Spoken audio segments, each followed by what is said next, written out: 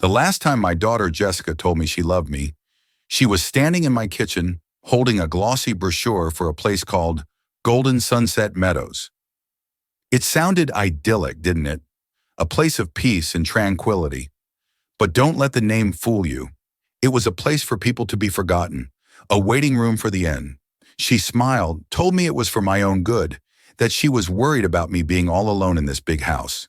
What she didn't know, what she couldn't possibly have guessed, was that the very foundation of her greedy little plan was built on a lie. She thought this house was her golden ticket. She was about to find out it was my final checkmate move.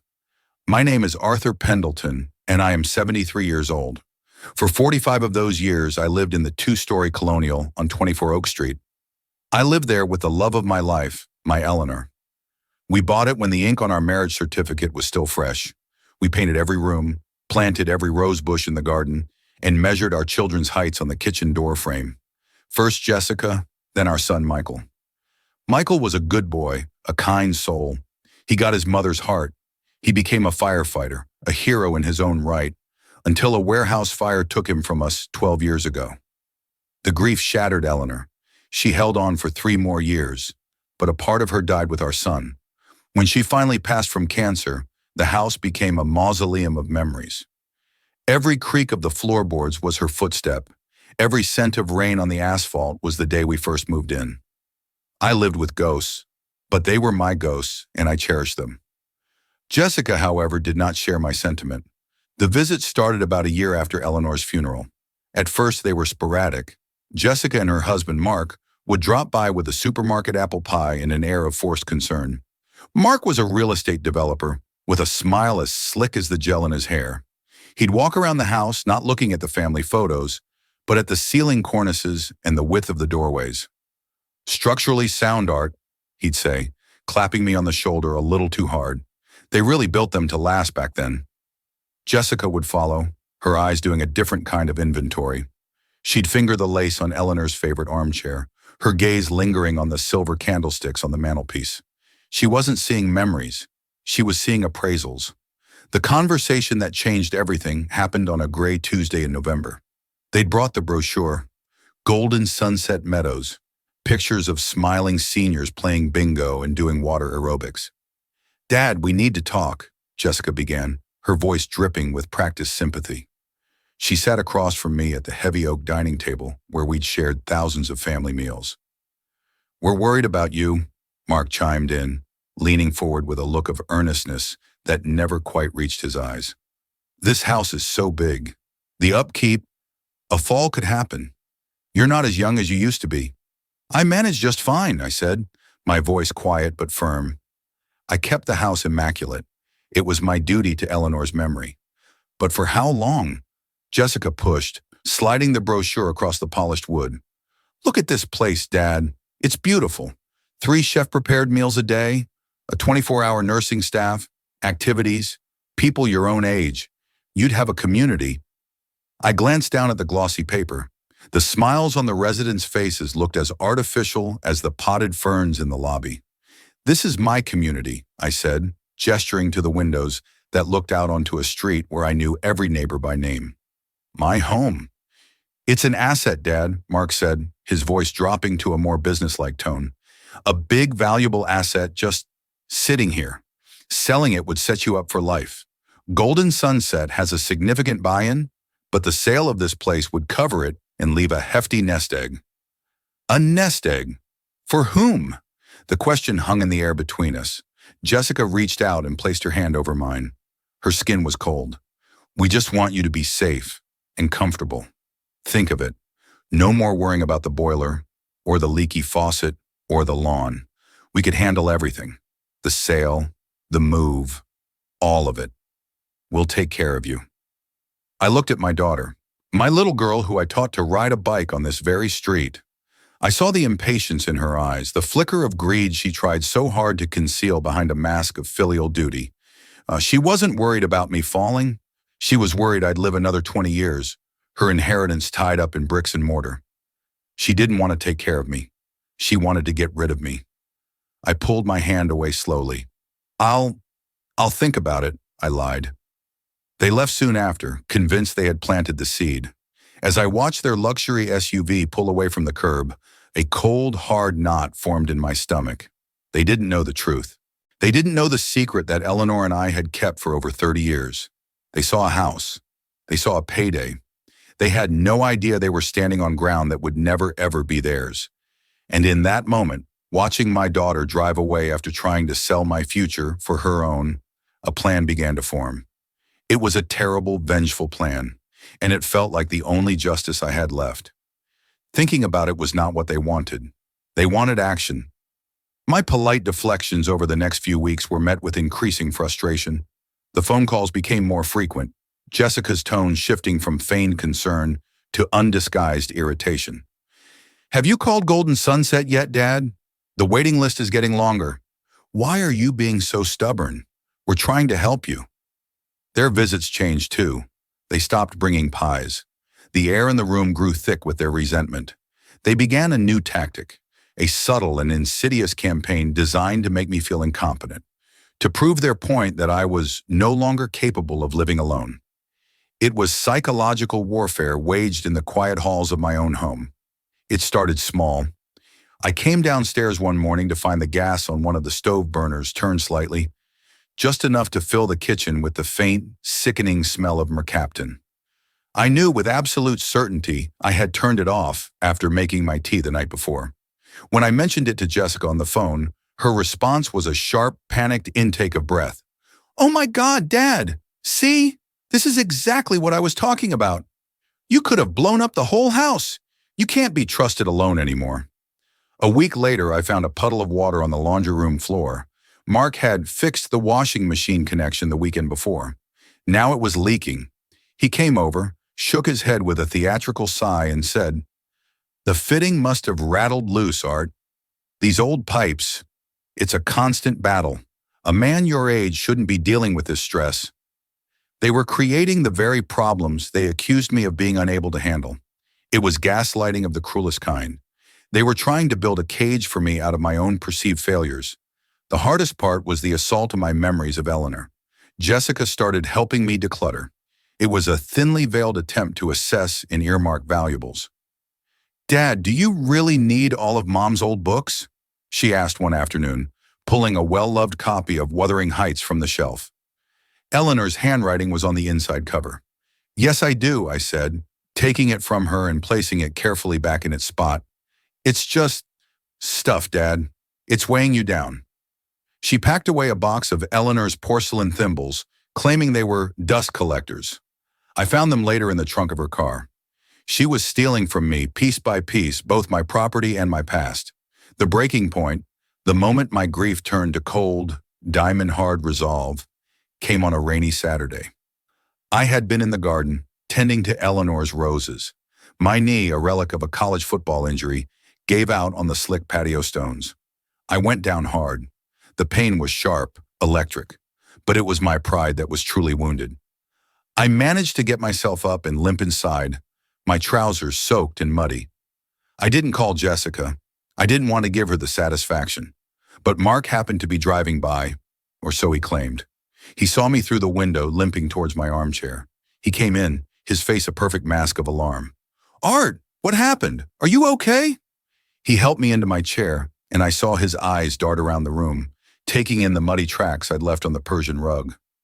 I knew in that instant he would use this.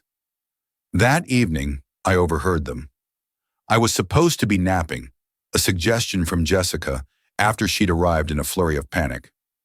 I was in my study, the door slightly ajar, resting my knee. They were in the kitchen, their voices low but carrying in the stillness of the house. "It's perfect," Jessica was whispering, her voice venomous. "We'll call Dr. Evans on Monday.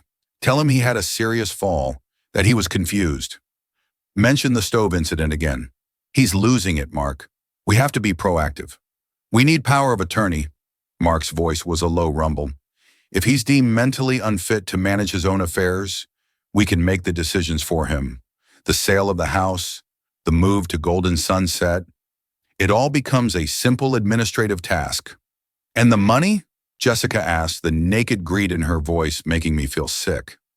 "Goes into a trust for his care. A trust that we, of course, will manage, Mark replied. I could almost hear his greasy smile. The beauty of it is, we'll look like saviors, the dutiful children stepping in to save their poor, deteriorating father. I sat there, hidden in the shadows of my own home, and listened to my daughter and her husband plot my demise.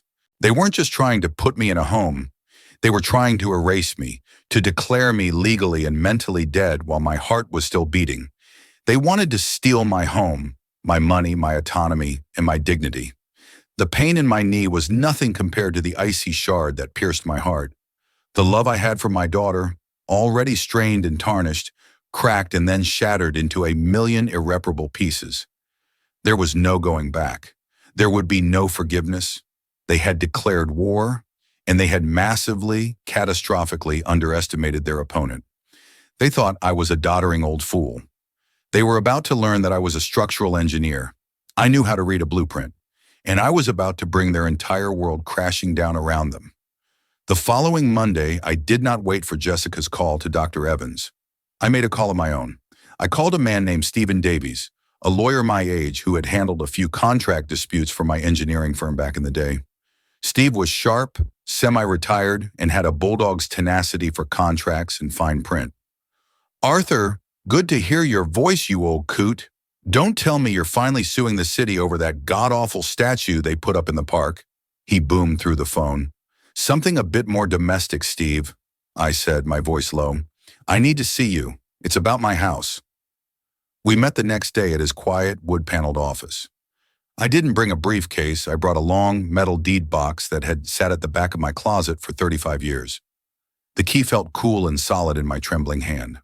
I laid it all out for him. Jessica and Mark's campaign, the gaslighting, the fall, the conversation I'd overheard. Steve listened patiently, his fingers steepled under his chin, his expression growing darker with every word. The vultures are circling, Art, he said grimly when I'd finished. Power of attorney based on fabricated incompetence. It's a classic and ugly move. We can fight it, of course. Get a counter-assessment from a geriatric specialist. I don't want to fight it, Steve, I said, my voice steady. I want to end it. I want to pull the rug out from under them so completely they won't even know what hit them. He raised a bushy eyebrow. I'm listening. I took a deep breath and opened the deed box. Inside, nestled amongst old tax returns and Eleanor's birth certificate, were two documents. The first was the original deed to the house at 24 Oak Street, dated 1978. The buyers were listed as Arthur and Eleanor Pendleton. Standard stuff. This is what my daughter thinks is the current active document, I explained. Then I pulled out the second one. It was a quitclaim deed dated March 12, 1990. It was accompanied by a thick, multi-page document bound in a blue legal cover, the last will and testament of Carol Fletcher. Steve picked up the quitclaim deed. This transfers the property, he squinted at the names, from Arthur and Eleanor Pendleton to Carol Fletcher? Who the hell is Carol Fletcher? Carol was Eleanor's older sister, I began, the story feeling like a ghost on my tongue. She was a wonderful woman, a librarian, never married, no children. She was quiet, fiercely intelligent, and she saw the world with a clarity that most people lack. She adored Eleanor, and she was fond of me. Of our son, Michael, she was absolutely doting. But Jessica, Carol saw right through Jessica, even when she was a little girl. I remembered Carol's visits. She'd bring books for the children. Michael would be enthralled for hours. Jessica would thank her politely, and the book would be forgotten by dinner time, replaced by a demand for a new, popular toy. Carol noticed. She noticed everything. In the late 80s, I continued, Carol was diagnosed with early-onset Alzheimer's. It was aggressive. We moved her in with us. Eleanor quit her part-time job to become her full-time caregiver. For 2 years, this house was Carol's sanctuary. Jessica, who was a teenager then, complained endlessly about having to be quiet, about the weird smell from the sick room. She showed no compassion. None. Steve was silent, letting me speak. Before the disease took her mind completely, Carol had her lawyer draw up a new will. She was a frugal woman and had invested wisely. She had a surprising amount of wealth, including her own paid-off home. She sold her house, and in a very private and legally complex transaction, she bought our house from us. Steve's eyes widened slightly. She bought your house? While living in it? Exactly. We used the quitclaim deed to transfer ownership to her. The money she paid us went directly into a trust fund she established.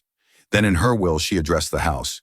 She knew Eleanor and I would never kick her out, but she wanted to repay our kindness in a way that would protect us. Especially, I said, my voice hardening, from Jessica's future greed.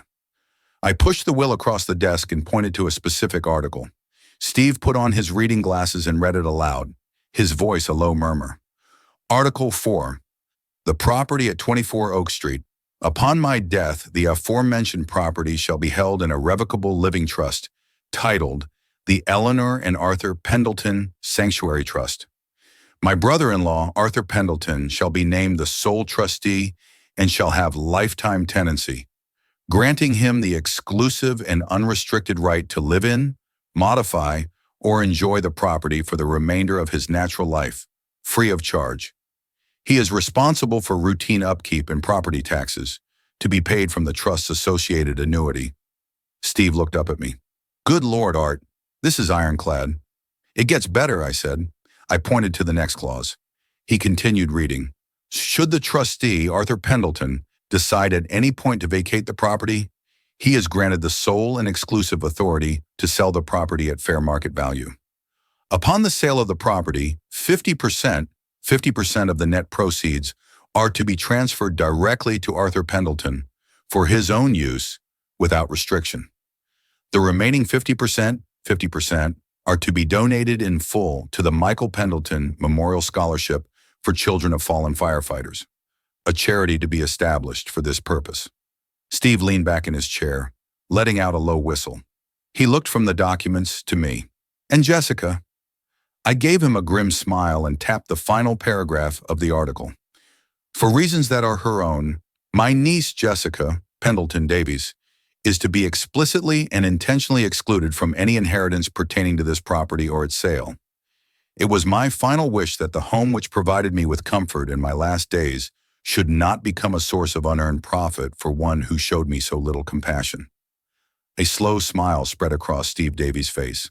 Arthur, my friend, he said, looking at me with newfound respect. This isn't a rug you're pulling out.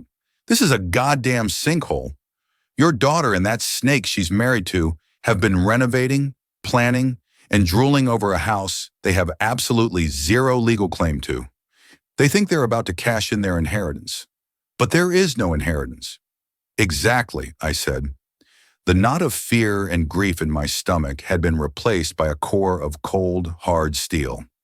Now here's the plan. I'm going to let them think they won. I'm going to agree to go to Golden Sunset. I'll let them measure the drapes and pick out paint swatches. And while they're busy spending their imaginary money, you and I are going to sell the house. The performance of my life began the next day. I called Jessica, my voice intentionally frail and defeated. You're right, honey, I sighed into the receiver. I had another dizzy spell this morning. I can't keep this up. You and Mark are right. It's time. The audible sigh of relief on her end was almost comical. Oh, Dad, I'm so glad you're finally seeing reason. It's for the best, you'll see. I'll call Golden Sunset right now and get the paperwork started. From that moment on, I became the very picture of a docile, cooperative old man. I allowed Jessica to ferry me around to look at assisted living facilities.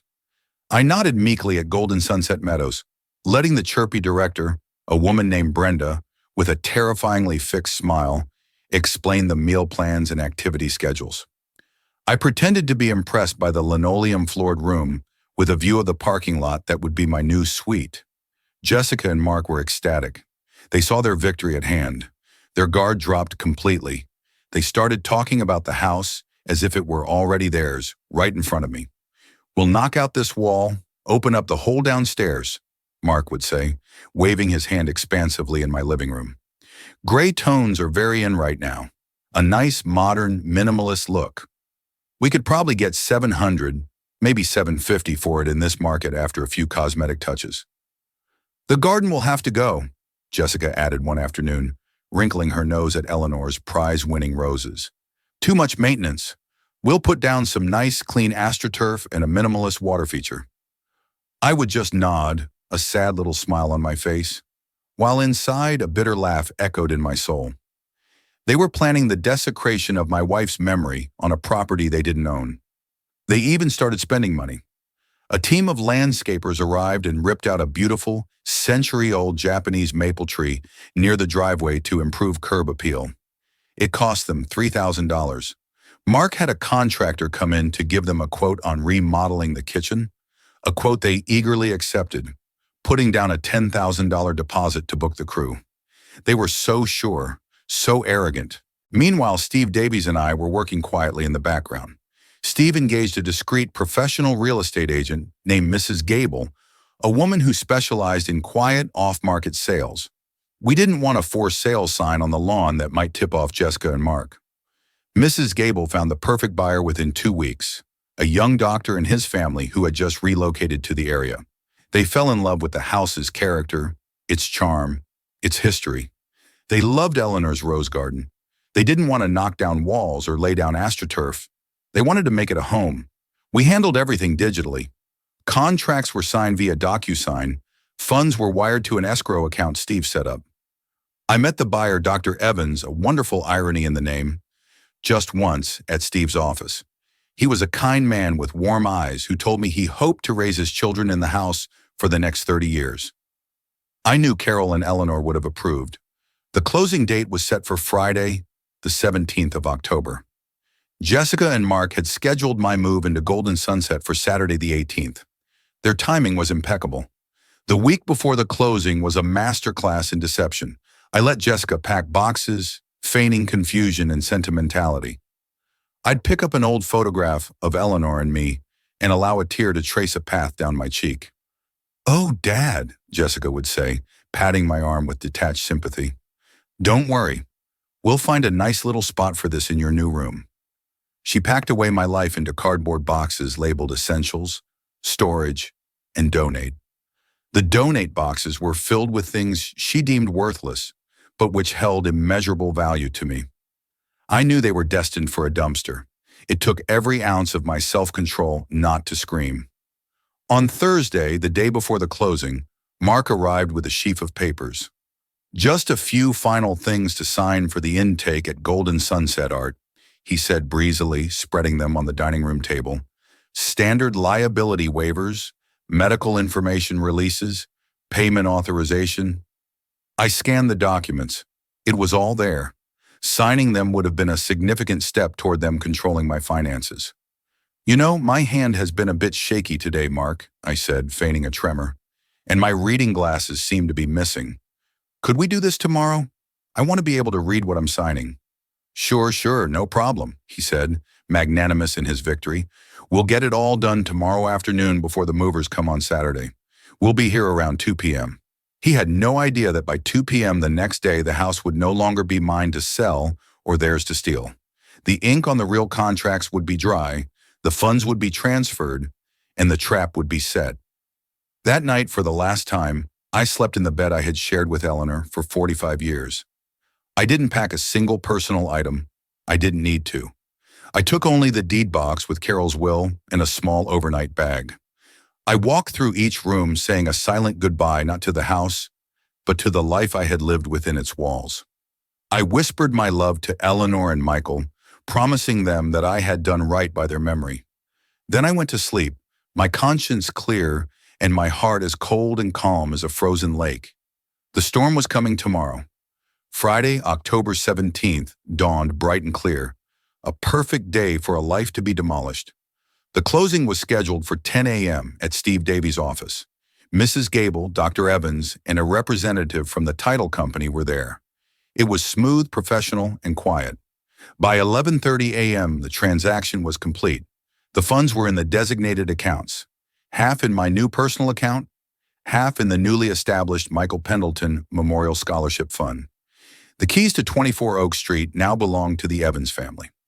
I spent the next couple of hours with Steve, finalizing some paperwork.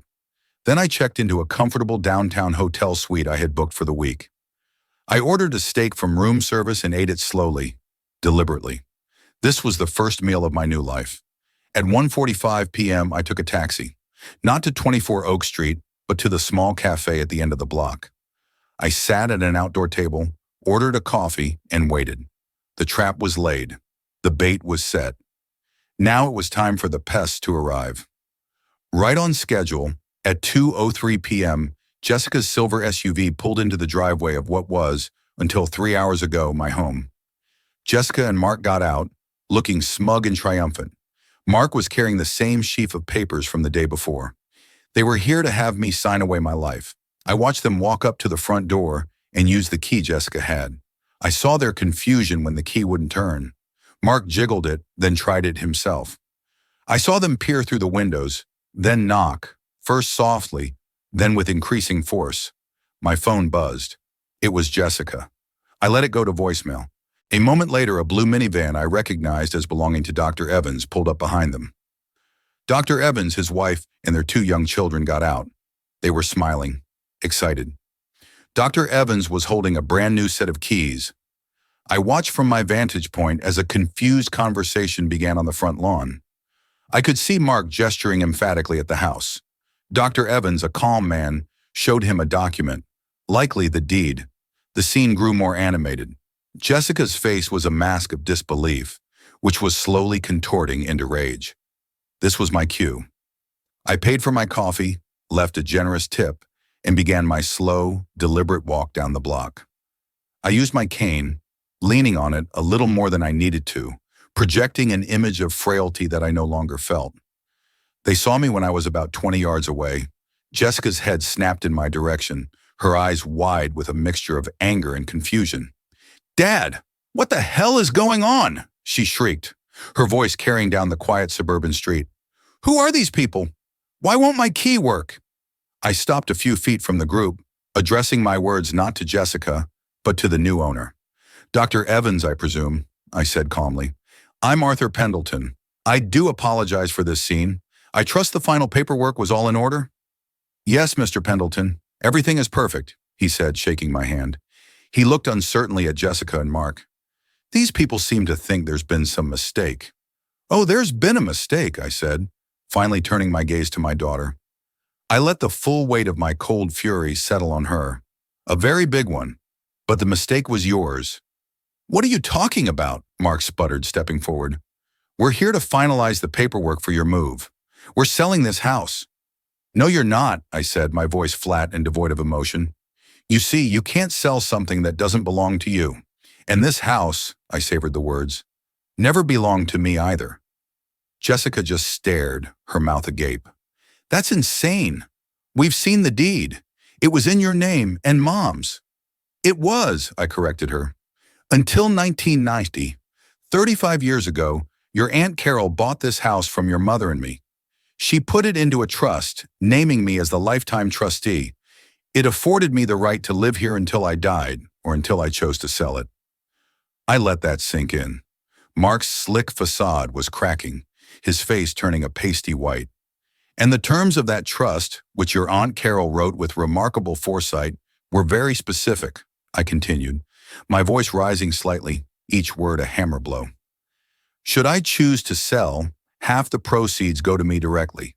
The other half funds a scholarship in the name of your brother, Michael, a man who understood compassion." I paused, looking directly into Jessica's eyes. "As for you, my dear daughter, Carol made it a point to specify, in writing, that you were to be explicitly excluded from any benefit whatsoever." The color drained from Jessica's face. The smugness, the entitlement, the greed. It all vanished, replaced by a horrifying dawning comprehension. You sold it?" she whispered, the words catching in her throat. "This morning at 10 a.m., I confirmed. "To Dr. Evans and his lovely family. They are the new legal owners. I believe you and your husband are trespassing." Mark finally found his voice, a strangled, desperate sound. "The renovations, the deposit for the kitchen, the tree." "Ah, yes," I said with a thin, cruel smile. "The $10,000 kitchen deposit and the $3,000 landscaping fee. Unfortunate.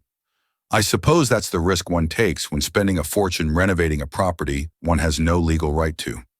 You might want to talk to your contractor about a refund, though I doubt you'll get one. Jessica looked at me, her face a maelstrom of shock, betrayal, and pure, unadulterated hatred. How could you? She finally choked out. How could you do this to your own family? And that's when 30 years of love, a year of pain, and a month of planning culminated in a single, final, devastating sentence. You stopped being my family, I said, my voice like ice, when you stood in my kitchen and plotted to have me declared mentally incompetent to steal an inheritance that was never yours. You wanted to get rid of me. Congratulations, you've succeeded. Now get off Dr. Evans' property before he calls the police. I turned my back on them then, on my daughter's crumpled face and my son-in-law's impotent rage. I shook Dr. Evans' hand again. Welcome to the neighborhood, I said.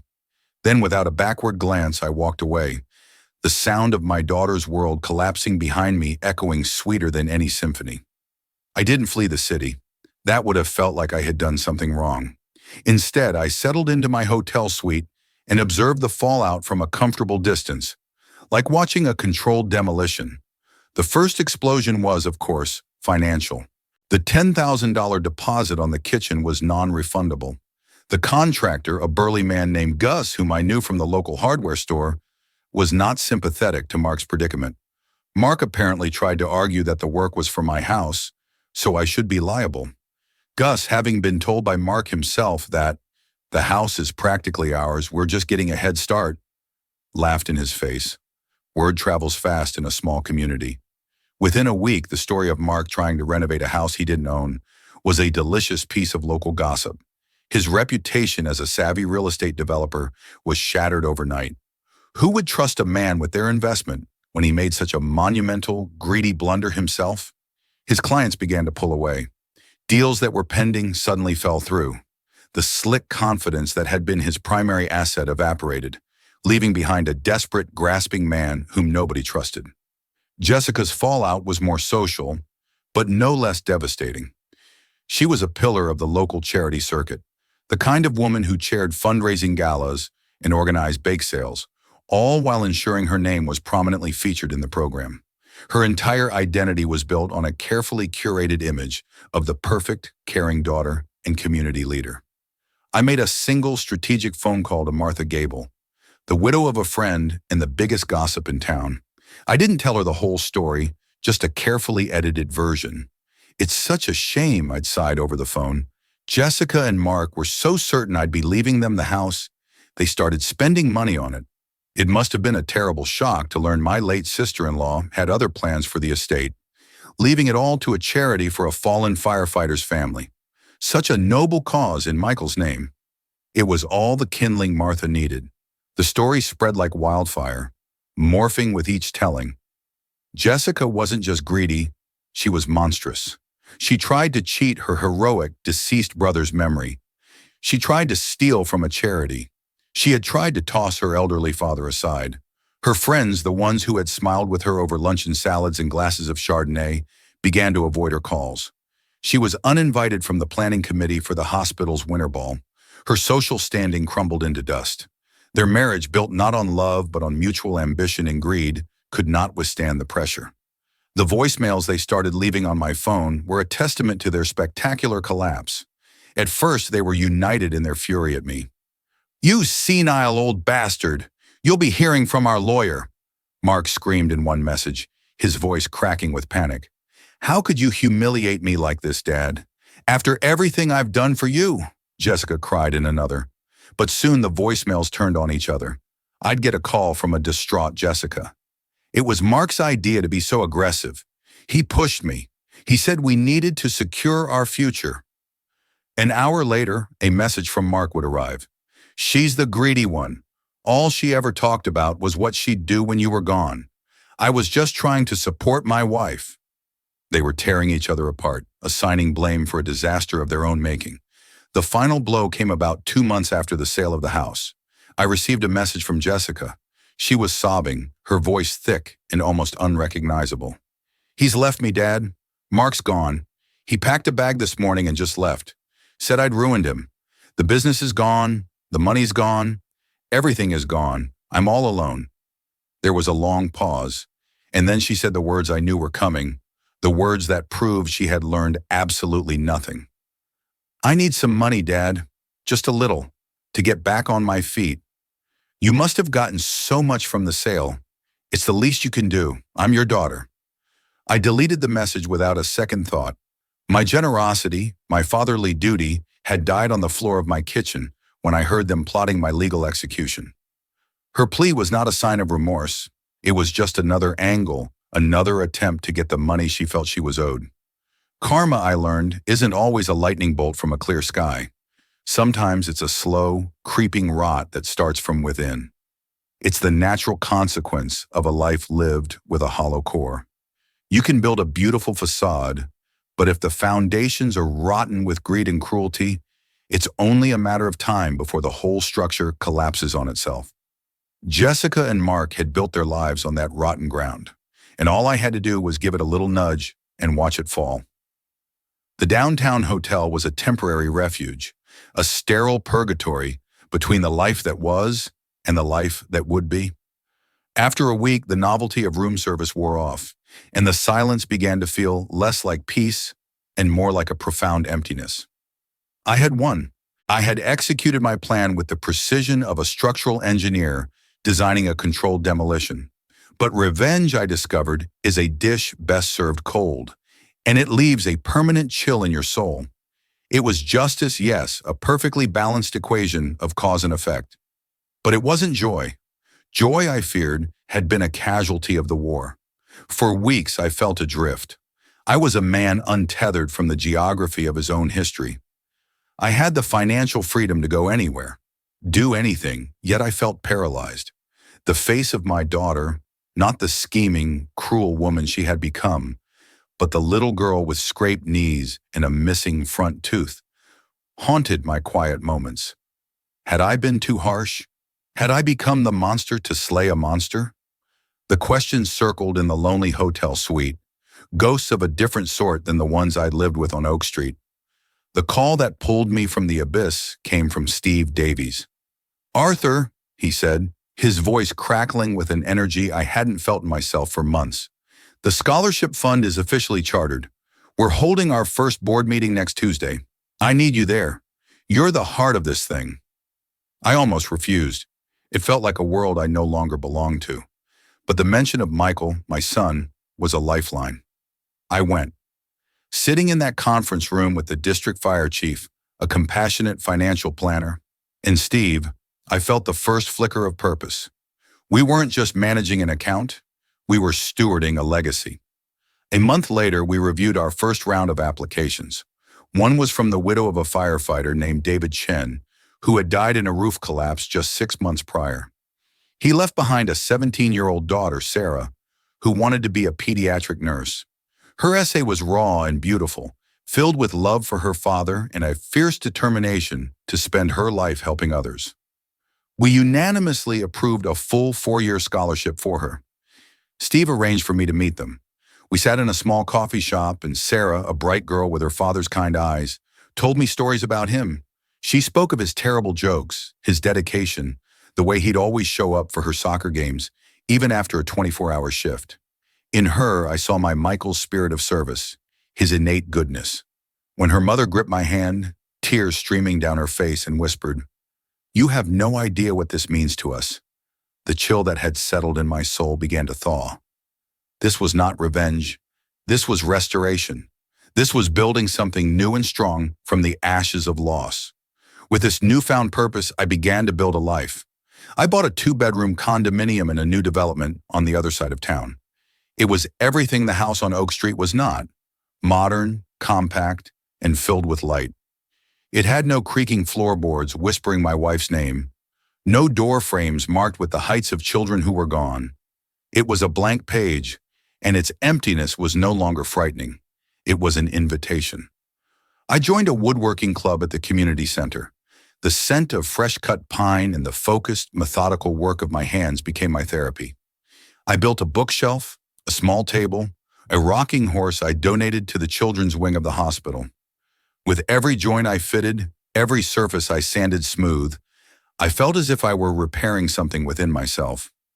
I started a weekly poker night with Steve, and two other men from the club. We'd drink beer, argue about politics, and tell the same old stories, the easy camaraderie a balm on old wounds. I was no longer just a widower, a grieving father, or a vengeful old man. I was Arthur, a woodworker, a poker player, a friend. About a year after the sale of the house, there was a knock on my new door. Through the peephole, I saw a woman I barely recognized. The expensive tailored clothes were gone, replaced by a thin, ill-fitting coat that had seen better days. Her hair, once perfectly coiffed, was dull and lifeless. It was Jessica. A storm of emotions warred within me. A flicker of pity, perhaps, a vestigial echo of fatherly love. It was quickly extinguished by the cold memory of her voice in the kitchen, plotting to have me stripped of my mind and my dignity. I opened the door but stood blocking the entrance. "Dad?" she said. Her voice was a fragile whisper, all its former arrogance and condescension stripped away. "Jessica." The name felt foreign on my tongue. I live in a little apartment now, over on Mill Street. I have a job, hostess at the Olive Branch," she said, the words tumbling out in a rush of shame. It's not much." I simply nodded, my silence a wall she couldn't seem to climb. She looked past me into my condo, at the bright, clean living room, the bookshelf I had built with my own hands. Her eyes were hollowed out things, filled with a desperate longing for what she had so carelessly thrown away. "I know I made mistakes, Dad. Horrible mistakes," she pleaded, taking a hesitant step forward. "I was wrong. Mark was a bad influence. He filled my head with things. But I'm still your daughter. I have nothing. Please, I just need a little help." I looked at her then, truly looked at her, and I saw the rot that had taken hold. It wasn't Mark. It wasn't a mistake. It was her. The greed was a part of her fabric. Her apology was not born of remorse, but of desperation. She was not sorry for what she did. She was sorry she got caught. I took a slow breath, the words forming in my mind with a calm, sad finality. "Mistakes are when you take a wrong turn, Jessica. Forgetting a birthday, saying something unkind in anger. What you did was not a mistake. It was a strategy. You waged a campaign of cruelty against me in my own home. You conspired to have me declared mentally unfit for the sole purpose of liquidating my life for your own gain. That is not a mistake. That is a betrayal of the most fundamental kind." Tears welled in her eyes, the last weapon in her depleted arsenal. "So that's it? After everything? You're just going to throw me away?" I felt a profound sadness, not for her, but for the daughter I had lost long ago. "You threw me away first, Jessica.